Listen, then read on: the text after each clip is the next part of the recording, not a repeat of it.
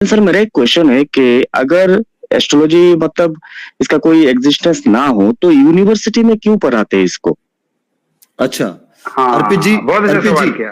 अर्पित जी, पहले आप, मैं फिर बताऊंगा उसके बाद अमिताभ साहब जी।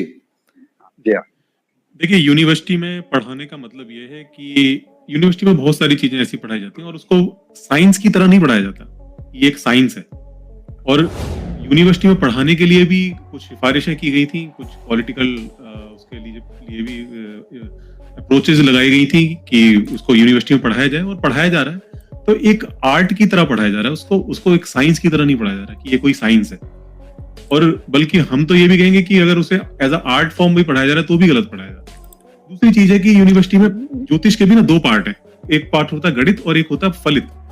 जो गणित वाला पार्ट है उसको पढ़ाना ठीक भी है, क्योंकि मतलब हालांकि उसका आज कोई यूज नहीं है, बट स्टिल ठीक है।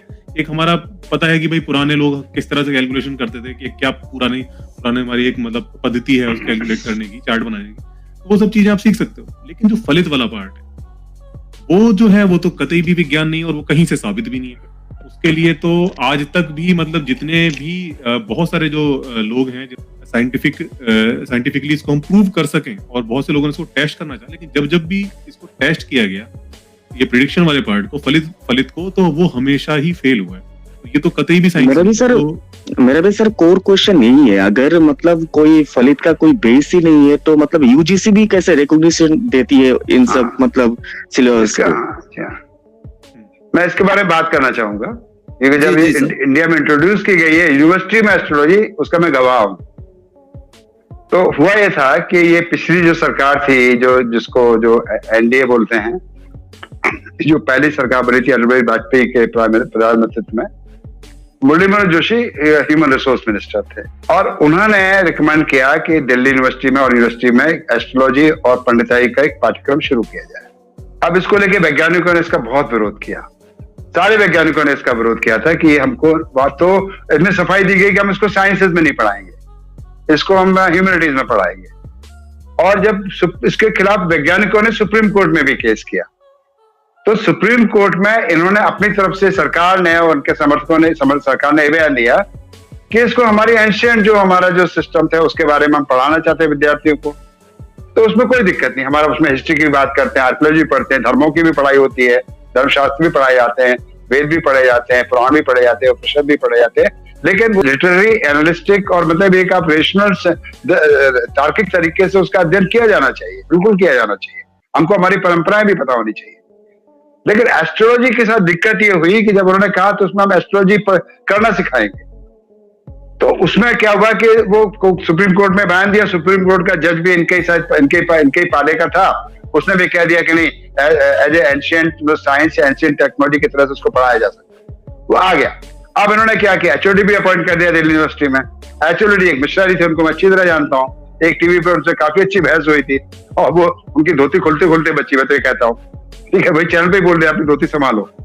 तो हुआ ये कि उसमें जब इन्होंने तय कर दिया तो उनका एचओडी अपॉइंट कर दिया, और वो जब तक मेरी नॉलेज है पिछले 5, 6 साल 10 साल तक फॉलो रखा, ये पूरे डिपार्टमेंट में फैकल्टी अपॉइंट नहीं कर पाए, पूरा पाठ्यक्रम भी नहीं बना पाए, और वहां कोई एडमिशन लेने को तैयार है।